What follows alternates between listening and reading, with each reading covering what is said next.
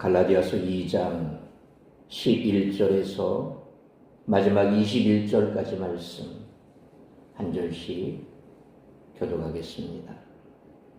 게바가 안디옥에 이르렀을 때에 책망받을 일이 있기로 내가 그를 대면하여 책망하였노라.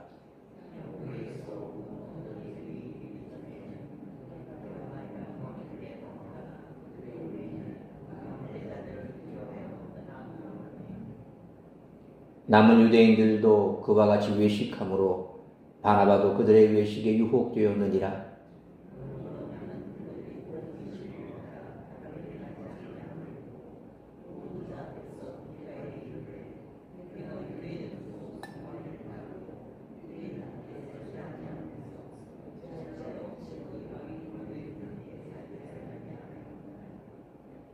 우리는 본래 유대인이요 이방 죄인이 아니로되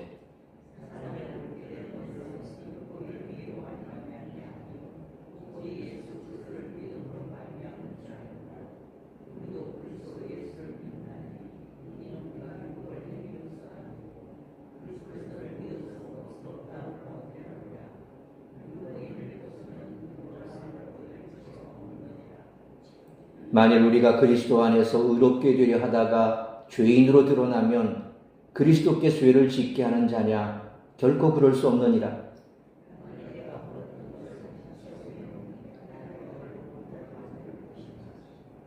내가 율법으로 말미암아 율법에 대하여 죽었나니 이는 하나님에 대하여 살려 함이라.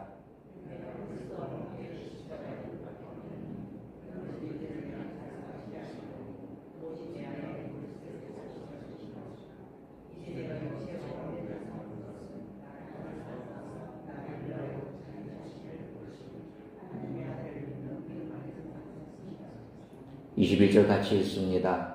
내가 하나님의 은혜를 패하지 아니하노니 만일 의롭게 되는 것이 율법으로 말미암으면 그리스도께서 헛되이 죽으셨느니라. 아멘. 기도하겠습니다.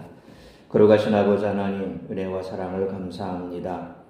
오늘도 하루 온종일 우리의 삶의 터전에서 땀 흘려 애써 수고하다 정한 시간 주님 앞에 나와 예배합니다.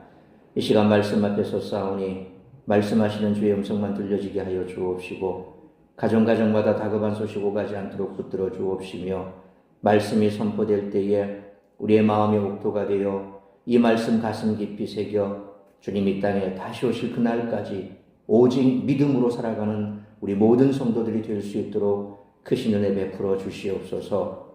이 모든 말씀 우리 주 예수 그리스도의 이름으로 기도하옵나이다. 아멘. 오늘 본문에서 말씀하는 것처럼 베드로가 이방인과의 식탁 교제에서 물러난 행동이 책망받을 만한 행동인 것은 그것이 바울이 전하는 복음의 진리에 관해 전달하는 메시지 때문입니다. 바울에 따르면 복음의 진리는 사회적 현실이고 공동체 가운데 구체화되어야 하는 것입니다. 그러나 베드로의 행동은 이방인 그리스도인들에게 온전한 유대인이 되어야 한다라는 그런 잘못된 의미를 전달했습니다. 그렇다면 하나님이 그리스도의 대속의 사역을 통해 이루신 것에 덧붙여서 사람이 그들의 구속을 위해 무언가를 기여해야 한다는 그런 뜻이 된다는 거죠. 다시 말해서 예수 그리스도를 통해 하나님과 화해하고 의롭게 된 이방인들은 무엇인가 더 해야 함을 요구하게 된 것이고 그것은 오직 그리스도에 대한 믿음으로 의롭게 된다는 복음의 진리를 훼손하는 일이 된다는 것입니다. 이처럼 사람은 거짓된 교리를 가르치는 것으로만이 아니라 잘못된 실천을 통해서 복음의 진리를 왜곡할 수 있습니다. 복음의 본질에 관한 이 그릇된 메시지는 베드로의 어떤 작은 행동에서 비롯됐습니다. 베드로는 단지 그와 같지 않은 이방인 그리스도인들과의 식탁 교제에서 물러나기 시작했을 뿐입니다. 그러나 그런 행동의 이면에는 사람에 대한 두려움이 있었고 이는 이제 내가 사는 것이 아니요 오직 내 안에 그리스도께서 사시는 것이라는 복음의 진리와 맞지 않는 행동이었습니다. 복음이 좋은 소식인 것은 하나님이 자신의 은혜로 우리의 모든 죄와 반역을 용서하시고 그 죄의 대가를 예수님의 죽음으로 대속해 주셔서 우리를 반역의 결과로부터 구원하셨기 때문입니다. 또 우리에게 그분이 원하는 계획대로 살도록 새로운 삶을 주셨기 때문입니다. 그러므로 우리 모두는 작고 흔한 행동이라도 그것은 복음을 심각하게 왜곡해 다른 성도들을 실족하게 하는 결과를 가져올 수 있음을 간과해서는 안 될 줄 믿습니다. 바울은 앞에서 교회에는 높고 낮음이 없으며 자신이 예루살렘의 사도들과 동등한 사명을 부여받았음을 확증했던 사실을 지난 수요 예배를 통해서 살펴봤습니다. 그 이야기 다음으로 나오는 오늘 본문에는 오직 믿음에 대한 가르침을 이어가고 있습니다. 우리는 바울이 왜 오직 믿음을 그토록 강조했는지 그 배경을 살핌으로써 쉽게 이해할 수 있습니다. 따라서 이와 같은 오늘 본문의 말씀을 통해 우리들이 깨달아야 할 것은 첫째로 11절로 14절 상반절 말씀처럼 성도는 복음의 진리를 따라 바르게 행해야 한다는 것입니다. 11절 말씀을 시작함에 있어서 바울은 순서에 따라 묘사할 때 사용하던 접속사 에페이타 그 후에 대신에 호테 때 그러나 뭐뭐 할 때라는 말을 사용합니다. 이는 그가 이제 언급하는 사건이 예루살렘 공의회에 다시 방문했던 시기에 일어났음을 가리킨다는 거죠. 소위 말하면 시간 순서대로 이 말씀이 기록될 때 지금 시간 순서대로 흘러가는 것이 아니라 과거에 있었던 그 사건을 끄집어내서 다시 회고하면서 그래서 그러나 내가 뭐뭐 할 때에 이런 일이 일어났다 라고 하면서 시간 순서로서 뭐뭐 사건 다음에 있었던 그런 사건이 아님을 얘기하는 거죠. 바울은 자기가 베드로와 동등할 뿐만 아니라 베드로도 따를 수밖에 없는 진리를 전했음을 증명하기 위해 안디옥에서 베드로를 책망했던 것을 이야기하고 있습니다. 책망이라고 하는 카타기노스코라고 하는 이 말은 다른 문맥에서는 주로 정죄됨이라고 번역되고 또 사형선고라는 뜻도 되는 엄중한 표현이 바로 이 책망이라는 단어입니다. 바울이 특별히 대적하다라는 안티스템이라든가 얼굴을 마주하다 카타프로소폰이라든지 혹은 또 책망하다 카타기노스코라고 하는 이 표현들을 통해서 베드로에 대한 그의 책망이 마치 판사가 피고에게 유죄 판결을 내리는 것과 같았음을 상상하게 만듭니다. 그러니까 이 모든 단어들은 법정적인 용어라는 거죠. 법원에서 쓰는 말이 있습니다. 그래서 우리가 법원에서 뭔가 오는 송달 내용이나 이런 것들을 봤을 때 쉽게 이해할 수 없는 게 법의 용어는 참 어렵죠. 주로 많은 관자들이 있고 그리고 압축된 말이고 하다 보니까 법정에서 뭔가 날아왔을 때 일반 사람들은 뭐 판결문이나 이런 걸 봐도 쉽게 알아볼 수 없는 그런 내용들이 많습니다. 지금 바울이 쓰고 있는 단어들도 바로 이 법정에서 판사가 흔히 쓰는 그런 내용들을 통해서 이 사안이 얼마나 엄중한가라고 하는 것을 표현하고 있습니다. 베드로는 유대인과 이방인이 한 형제임을 믿었음에도 불구하고 야고보가 보낸 유대인들을 의식해 이방인들과의 식사 교주 중에 자기를 피해 이방인들과 거리를 두는 척했습니다. 그러자 바나바를 포함한 다른 유대인들도 베드로를 따라 그 자리를 떠났습니다. 이는 사도들을 초청해 교제하며 예수님 얘기를 듣고자 했을 이방인 선도들에게 큰 상처가 될 수밖에 없었던 그런 내용입니다. 베드로는 안디옥에서 이방인들과 함께 음식을 먹는데 이미 익숙해져 있었던 사람입니다. 그런데 바울이 12절 말씀처럼 시네스티엔 함께 먹고 있었다라는 이 미완료 동사 시제를 사용한 것은 베드로가 야고보로부터 사람들이 오기 전까지 이방인과 음식을 함께 먹던 것이 특이한 일이 아니었다라는 것을 알려주는 거죠. 한편 여기에서도 바울은 11절을 시작하면서 사용되었던 호테데 그러나 뭐뭐 할 때라고 하는 말을 사용해서 베드로가 갑자기 자신의 행동을 바뀌었음을 강조하고 있습니다. 베드로는 물러갔고라는 말 휘페스텔렌이라는 단어 그래서 그 자신을 그들과 떼어놓기 시작했다. 아포리젠이라고 하는 단어를 쓰고 있습니다. 여기 사용된 그 동사들도 미완료 시제입니다. 이는 베드로의 점진적인 행동을 의미합니다. 그리고 바울은 그런 행동의 원인을 할례자들을 두려워합니다라고 표현하고 있습니다. 그리고 13절 말씀처럼 베드로의 그런 모습을 본 다른 유대인들도 베드로와 같이 외식하게 되었고 그 결과로 바나바도 그들의 외식에 유혹되었다라고 말씀합니다. 여기에 나온 할례자들이 사도행전 11장 2절에 할례자들과 연관이 있다면 그들은 베드로에게 할례받지 않은 이방인들과의 교제에 대해 책임을 물을 권한을 갖고 있었던 것으로 보입니다. 그러니까 이 할례자들은 그냥 보통 일반 사람들이 아니라 뭔가 힘이 좀 있는, 소위 세력이 있는 사람이라는 거죠. 그러니까 그 세력이 있는 사람들을 보니까 무서운 거예요. 예루살렘에 가서 어떤 책망을 받을지, 사람들로부터 어떤 또 눈총을 받을지 여러 가지 생각들이 있었겠죠. 그러니까 여기에 할례자들 때문에 그런 일이 벌어졌다고 했을 때 이 할례자들은 꽤나 세력이 있는 그런 할례자들이었다라는 걸 알 수 있습니다. 어쨌든 그 압박에 따른 두려움 때문에 바울을 제외한 안디옥의 모든 그리스도인 유대인들이 외식에 빠졌던 것입니다. 베드로와 다른 유대인들이 이전에 행했던 이방인과의 교제에서 물러난 행동은 이방인 그리스도인들에게 율법을 지킴으로써 온전한 유대인이 되어야 한다라는 잘못된 메시지를 전달했던 것입니다. 따라서 바울은 14절 상반절 말씀처럼 베드로의 이 행동이 복음의 진리를 따라 바르게 행하지 아니함이라고 책망을 하고 있습니다. 그러므로 믿음을 따르지 않은 행동을 했을 때에는 그에 대한 책망을 피할 수 없다는 사실을 항상 기억하고 복음의 진리를 따라 바르게 행하는 우리 모두가 되시기를 축원합니다.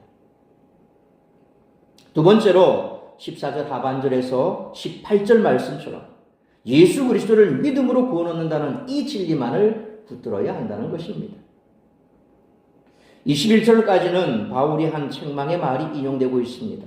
베드로는 이미 전통적 유대인들의 생활 방식을 따르지 않았고 이방인과 함께 먹으며 교제하는 것이 죄가 아님을 알고 있었습니다.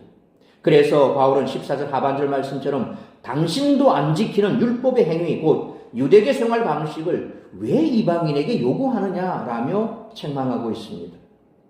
이어지는 15절로 16절 말씀은 바울이 안디옥에서 베드로를 대면해 책망할 때 그에게 말한 내용의 신학적인 요약입니다. 한마디로 유대인이라 하더라도 율법의 행위에 의해 의롭게 되는 것이 아니라 오직 믿음으로 의롭게 됨을 이미 알고 있지 않느냐라는 그런 책망입니다. 이 내용은 또한 이후에 전개될 복음의 진리에 대한 변호를 위해 기반을 놓는 다리 역할을 하고 있습니다. 특별히 16절에 의롭게 하다라는 디카이오라고 하는 이 단어는 갈라디아서에서 자주 등장하는데 이는 바로잡다 혹은 옳게 여기다 한 사람을 정당하게 평가하다라는 뜻으로 종종 이것 또한 법정에서 사용되는 용어입니다. 바울의 논리의 핵심은 만일 재판관이 하나님이고 판결의 기준이 율법이 요구하는 바를 행하는 것이라고 한다면 하나님이 이에 근거해 사람들을 의롭다라고 선언해야 하는데 그것이 불가능하다는 것입니다. 바울은 과거에 그랬죠. 자기 자신을 뭐라고 했습니까? 율법의 의로는 자기는 흠이 없다 그랬습니다. 그만큼 자신은 율법에 철두철미했습니다. 자, 그런데 그렇게 율법을 지키며 살았지만 사실상 그런 삶이 편한 삶이었을까요? 편하지 않았을 겁니다. 그리고 그가 이방인 사도로 갔을 때에 이방은 더 했죠. 율법을 지킨 유대인 사이에서도 자기만큼 이렇게 율법을 잘 지키는 사람이 어디 있냐라고 말했을 때는 반대급부적으로 다른 사람들은 어땠을까요? 율법을 잘 지켰을까요? 그렇지 못했다는 겁니다. 그러니까 유대인들을 향해서 너희가 그만큼 유대인이라고 얘기한다면 너희가 율법을 잘 지킨다고 얘기하면 나는 오히려 더 그 율법의 의로는 흠이 없는 사람이다. 거꾸로 말하면 너희와 나는 다르고 너희는 율법을 잘 못 지킨다. 이런 말하고 같죠. 그런데 지금 바울이 이렇게 얘기하는 거 하나님께서 율법을 가지고 사람은 의롭다, 의롭지 않다라고 판결을 내리신다면 과연 하나님께서 거기에서 어느 누구를 의롭다고 판결할 수 있겠느냐라는 거죠. 그렇기 때문에 바울은 율법의 행위로서는 의롭다함을 얻을 육체가 없느니라라고 단언하고 있습니다.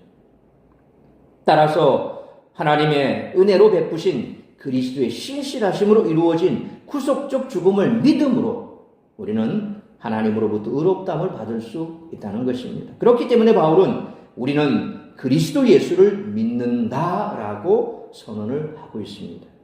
이 말씀이 사실이라고 한다면 17절 말씀처럼 이방인과 유대인의 차이점은 한 집단이 죄를 짓고 다른 집단은 죄를 짓지 않는 데 있지 않다는 것입니다. 소위 말하면 유대인들은 죄를 안 짓고 이방인은 죄를 짓고 그래서 유대인들은 선하고 유대인들은 구원받았고 이런 의미가 아니라는 것이죠. 유대인인 우리 역시 복음의 진리에 죄인으로 드러났다는 겁니다.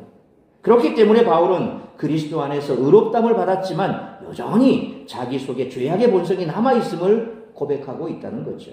그래서 바울은 그리스도 안에 있으면서도 죄악된 옛사람의 습관을 버리지 못한 자신을 돌아보면서 로마서 7장 24절에서는 어호라 나는 곤고한 자로다 그렇게 고백하기로 했죠.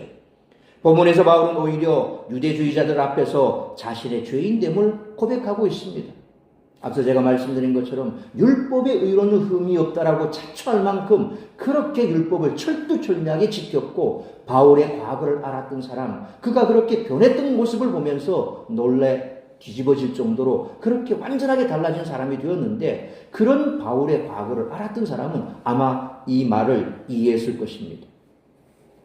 이는 유대주의자들이 가진 의식법과 율법주의적 관점에서는 언제나 죄인인 것을 시인하는 역설입니다. 그가 유대주의자들의 관점에서 자신의 죄인됨을 시인한다고 해도 더 이상 두렵지 않은 것은 로마서 8장 1절 말씀처럼 그리스도 안에 있는 자신을 정죄할 수 있는 것은 아무것도 없다라고 확신하고 있기 때문에 그렇습니다. 사도행전 10장 10절로 16절에 우리가 잘 아는 베드로가 기도하는 중에 환상 중에 뭔가를 보죠. 보자기 속에 뭐가 있었습니까? 부정한 짐승으로 가득했습니다. 그런데 그 부정한 짐승으로 가득한 보자기가 하늘에서 내려오는데 음성이 있었죠. 뭐라 했습니까? 네가 이것을 잡아먹어라. 네가 이것을 잡아먹어라. 베드로가 뭐라고 말합니까? 나는 지금까지 부정한 짐승을 먹지 않았습니다. 먹을 수 없다는 거죠. 3번이나 그렇게 얘기합니다. 먹으라고. 그리고 또 오늘 본문 18절 말씀처럼 사실 베드로는 이미 이방인과 교제함이 죄가 아님을 알고 있었다라는 거죠. 왜? 고넬료 집에 들어가서 어땠습니까? 그 이방인 아닙니까? 이방인의 집에 들어가서 그들에게 말씀을 전하고 그리고 그들이 예수 믿는 것을 보고 그들과 함께 식탁의 교제를 나눴습니다. 그러니까 이런 모습을 보면서 베드로가 고백한 게 뭡니까? 이방인에게도 성령이 임하신다는 것을 내가 보았다. 하나님께서는 유대인 이방인을 가리지 않고 예수 그리스도를 믿으면 성령을 주시고 구원을 베푸신다는 겁니다. 그 자리에서 그 식구들 모두가 다 예수 믿기로 작정을 하고 세례를 받았죠. 베드로는 그런 경험도 있었습니다. 그러니까 베드로는 이처럼 이방인과 교제를 했던 거죠. 이미 이방인과 교제함의 죄가 아니라는 것을 알았던 그였는데 이제 그가 율법을 헐었던 사람이라는 거죠. 율법을 헐었던 사람인데 그럼에도 불구하고 유대인들의 눈치를 보면서 이제 자리를 피해서 다시 그 율법을 세우는 자가 되어버렸다는 거예요. 이미 이방인과 교제하면서 율법을 헐어버렸던 그가 도망가면서 그 모습을 보았던 그 사람에 대해서 바울이 표현하기를 이제 네가 율법을 다시 세우는구나. 반면에 바울은 사도행전 9장 1절로 7절에 다메섹의 체험 이후에 한 번도 그 뒤를 돌아보지 않은 일관된 삶을 살았다라고 고백합니다. 또한 율법의 공로를 다시 세우고자 하는 의도가 결단코 없고 자신이 다시 율법을 세우는 것은 하나님의 사랑에 대한 배신행위가 된다는 점을 강조하고 있습니다. 그러므로 겉으로 보이는 종교와 문화를 따름으로써가 아니라 우리가 늘 입술로 고백하는 오직 믿음, 곧 진실하게 예수님을 믿음으로 구원 얻는다는 이 단순한 진리에서 떠나지 않는 우리 모두가 되시기를 축원합니다. 세 번째로 19절로 마지막 21절 말씀처럼 성도는 오직 믿음으로 살아야 한다는 것입니다. 바울은 19절 말씀처럼 자기가 예수님을 만나기 전까지 삶의 근거로 삼았던 율법에 대해 어떤 태도를 가지고 있었는지를 밝히고 있습니다. 바울은 나라고 하는 1인칭 대명사를 사용함으로 자신에게 있었던 실제적인 경험을 강조하고 있습니다. 내가 그러고 있죠. 무엇을 향하여 죽는다는 표현은 모든 관계가 단절된 것을 의미하고 더 이상 어떤 영향도 받지 않는다는 것을 의미합니다. 또 바울은 율법으로 말미암아 그랬습니다. 율법의 정죄에 의해 죽었고 율법에 대하여 그랬습니다. 율법과의 관계성에서 또 죽었다라고 고백합니다. 율법에 대하여 죽었다는 것은 율법 아래서 죽었다는 것이 아니라 새로운 시대에는 율법이 더 이상 자신에 대한 통제권이 없다라는 그런 의미입니다. 율법의 행위로는 죄악으로부터 밀려오는 좌절감과 실패를 극복할 수가 없습니다. 오히려 율법은 인간 속에 있는 죄를 더욱더 죄되게 만들 뿐이라는 겁니다. 율법은 단지 죄에서 해방되기 위하여 그리스도와 연합하는 믿음과 새 생명으로 나아갈 수밖에 없도록 하는 기능을 감당하게 된다는 거죠. 율법의 의미는 그겁니다. 죄를 죄되게 만들어서 그 죄에 대해서 애통하게 만들고 어떻게 하면 이 죄에서 떠날 수 있을까를 고민하게 만드는 게 율법입니다. 그런데 그 율법은 그 이상의 기능이 없지요. 그 모세에게 주어져서 율법은 그게 한계라는 겁니다. 그래서 그 율법 아래에서 죄된 그 인생들에게 하나님의 구원의 은혜를 구약에서는 뭐로 보여주셨습니까? 제사의식을 통해서 보여준 거죠. 그래서 죄된 백성들, 죄를 지었을 때 그 죄 때문에 애통하는 그들에게 그 죄 사함의 길을 열어준 게 뭡니까? 속죄제라는 제물을 바치는 거죠. 제사를 드리는 자가 짐승을 가지고 와서 자기 죄를 거기에 전가시키고 그 짐승을 잡아서 가죽을 벗기고 각을 뜨고 피를 제단에 뿌리고 그걸 불에 태워서 하나님 앞에 올려드리는 거죠. 짐승이 대신 죽는 겁니다. 짐승이 대신 죽음으로 내 죄가 이제 내가 죽어야 하지만 하나님께서 나를 죽일 수 없기 때문에 짐승을 대신해서 피 뿌려 죽게 하심으로 내 죄를 사하신 거예요.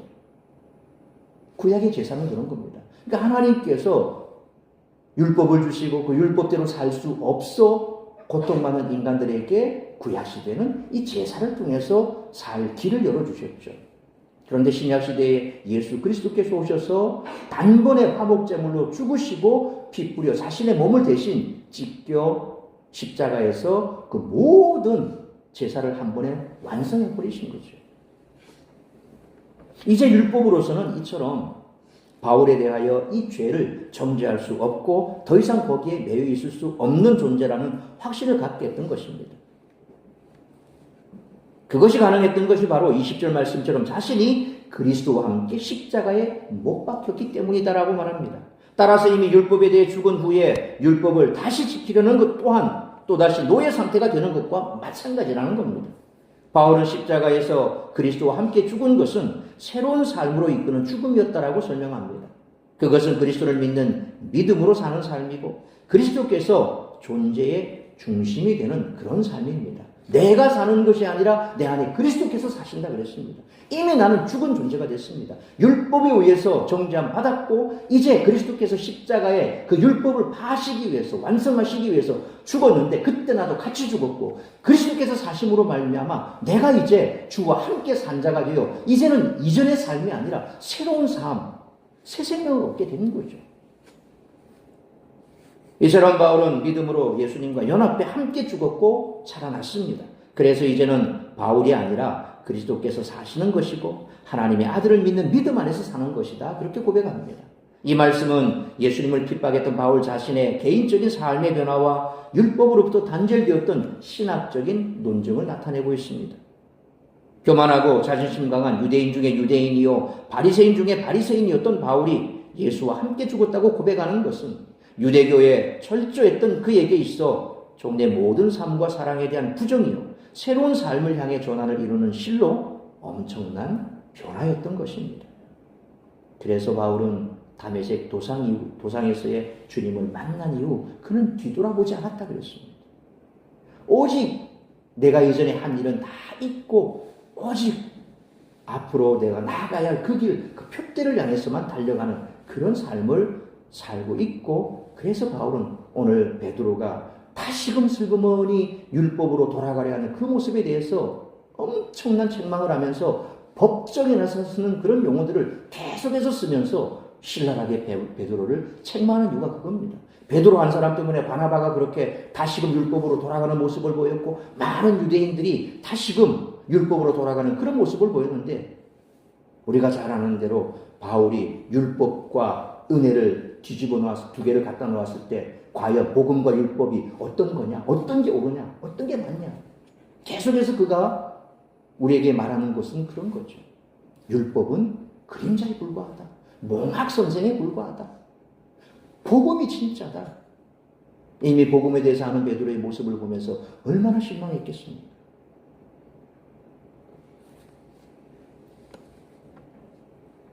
이 변화된 삶은 그리스도께서 지셨던 십자가를 지고 고난 가운데서도 자기를 부인하며 그리스도를 따르는 제자의 삶이라는 겁니다. 그러나 그리스도와 함께 죽은 이후에 그가 지고 가는 십자가는 궁극적으로 고통의 삶이 아니라 오히려 영광과 승리의 삶이었다는 거죠. 그래서 이후로 나에게뿐만 아니라 모든 이들에게 이 은혜의 길이, 이 영광의 길이 너에게 주어질 것이고 그것을 소망하며 바라는 삶을 살라고 그는 그렇게 강조하고 말하지 않습니까? 진정 그의 삶이 고통이었고 좌절이었고 절망이었다면 그런 표현을 못하죠. 어느 누가 바울은 자신을 가리켜 모든 이의 영적인 아비라고 그랬거든요. 그러니까 그가 복음을 전했고 복음을 받고 그 복음 안에 있던 모든 자들의 영적인 아비 역할을 하는데 아비가 자녀에게 잘못된 길로 어떻게 인도하겠습니까? 우리 부모님들 그러죠. 비록 나는 못 배웠기 때문에 너는 많이 배워라. 우리 옛날 할머니, 할아버지, 우리 선조들은 그랬죠. 못 배웠다. 못 배웠기 때문에 나라를 빼앗겼고 못 배웠기 때문에 힘이 없고 나라가 그렇게 됐다. 너희는 배워라.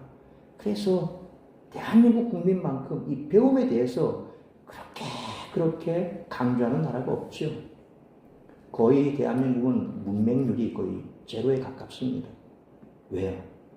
어떤 어려운 형편에서도 학문의 길을 가게 만들었거든요. 그래서 우리가 지금 이렇게 살고 있지 않습니까? 바울이 믿음의 자녀들에게 원했던 건 그겁니다. 복음만을 붙들라는 겁니다. 율법이 아니라 복음만을 붙들라는 겁니다. 왜? 자기의 삶이 율법을 붙들었던 삶을 살았지 않습니까? 그 껍데기 같은 율법만 붙들고 살았던 그 과거의 삶을 너무나 잘 알고 있기 때문에 그냥 율법을 지켰습니까? 목숨 걸고 율법을 지켰던 사람이거든요. 그런 그가 예수님을 만나고 나니까 정말 이것은 껍데기에 불과하고 본인의 표현대로 이건 배설물에 불과한 거예요. 오직 예수 그리스도. 우리를 위해서 생명을 내어주신 예수 그리스도. 복음. 그게 진리라는 거죠. 그 복음을 버린 베드로의 모습을 보니 얼마나 통탄하고 가슴이 아팠겠습니까? 따라서 21절 말씀처럼 구원에 예수님이 아닌 다른 어떤 조건이 필요하다는 주장은 예수님의 십자가를 무가치하게 여기며 거부하는 것이라는 말씀입니다. 새로운 시대의 도래를 알린 예수 그리스도의 십자가상의 죽음 이후에 율법은 더 이상 그 기능과 역할을 담당하지 않는 것입니다.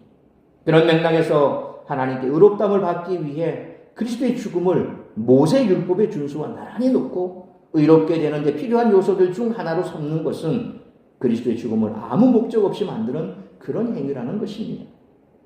그래서 우리가 앞에서도 살펴봤듯이 왜 가만히 들어온 이 유대주의자들의 이와 같은 율법을 지켜야 하고 할례를 받아야 하고 그래야 구원에 완전한 구원에 이르고 이 모든 것들이 다 쓸데없는 것이라고 목에 핏대를 세우는 이유가 그겁니다. 구원받음에 예수 그리스도 외에 다른 건 다 필요가 없다는 거예요. 거기에 뭘 덧붙일 게 없다는 겁니다. 그거 하지 말라는 거예요. 거기에 대해서 바울은 명확했던 겁니다. 오늘날도 마찬가지입니다. 우리가 구원 얻음에 있어서 다른 게 필요한 게 아닙니다. 오직 예수 그리스도입니다. 그래서 여기에 헛되이라고 번역된 헬라어가 도레안이라는 말인데 연고 없이 이유나 목적 없이 불필요하게 등의 의미가 있습니다. 갈라디아 교회 유대주의자들이 다시 율법으로 돌아갈 것을 주장하는 것은 단순히 율법에 대한 애착심과 관심으로 끝나는 것이 아니라 그리스도의 십자가를 불필요한 것으로 만들어버리는 결정적인 잘못이라는 것입니다. 율법으로 돌아가는 것은 옛 생활에 대한 단순한 향수가 아니라 그리스도를 다시 십자가에 못 박고자 하는 범죄며 하나님의 은혜를 저버리는 배신 행위라는 것입니다. 그러므로 예수님을 믿는다는 것은 자기 삶을 완전히 뒤바꾼다는 의미며 오직 믿음이라는 고백은 앞으로 예수님만 붙들고 살겠다는 결단이므로 이 결단과 고백에서 물러서지 않고 믿음의 삶을 살아가는 우리 모두가 되시기를 축원합니다. 사랑하는 성도 여러분, 나는 예수님을 믿고 거듭났다라는 말은 이전에 나는 죽었다라는 의미입니다. 이전에 나를 구성하고 있던 것들, 소중하게 생각했던 것들과 결별했으며 이전에 내가 가지고 있던 특성들은 모두 그리스도를 믿는 믿음에 의해 재해석되고 있다라는 그런 의미입니다. 그러므로 오직 믿음이라는 가르침을 수도 없이 들으면서도 그 의미를 깨닫지 못했던 과거를 이제는 청산하고 바른 믿음 안에서 참된 신앙생활을 이어가는 우리 모두가 되시기를 주님의 이름으로 축원합니다. 기도하겠습니다. 걸어가신 아버지 하나님, 은혜와 사랑을 감사합니다. 오늘 바울이 참담한 심정으로 베드로를 책망했던 모습, 혹여 우리의 삶 가운데 이런 모습은 있지는 않은지, 예수 그리스도를 믿음으로 우리는 구원을 받았습니다. 그리고 이제는 철저하게 이전의 삶에서 돌이켜 새로운 삶을 살아야 하는 새 삶을 사는 새 인생이 되었습니다. 그러므로 오직 믿음으로 구원받은 이 진리에서 벗어나지 않게 하여 주옵시고, 어떤 누구를 향해서도 우리가 지지 못하는 그 짐, 이 율법의 짐을 지우는 일이 없도록 우리를 붙들어 주옵시고, 이 진리 위에서 우리가 결단하고 고백하고 그리고 말씀 앞에 엎드려 우리가 결단하는 이 모든 내용들 오직 믿음으로 주의 영광을 위하여 살아가는 우리 성도들의 삶이 될 수 있도록 붙들어 주시옵소서. 걸어가신 아버지 하나님, 참으로 복잡한 이 시대 속에서 이 진리의 말씀, 이 복음은 너무나 명확하고 단순합니다. 믿음 위에 그 어떤 것도 우리는 쌓을 수가 없습니다. 이 진리의 말씀 위에, 이 진리의 터 위에 교회를 세워주시고 성도들이 그 진리의 터 위에서 아름답게 살아갈 수 있도록 날마다 붙드시며 말씀 안에서 온전한 삶을 살아가는 우리 모든 성도들의 삶이 될 수 있도록 인도하여 주옵소서. 이 모든 말씀 우리 주 예수 그리스도의 이름으로 기도하옵나이다.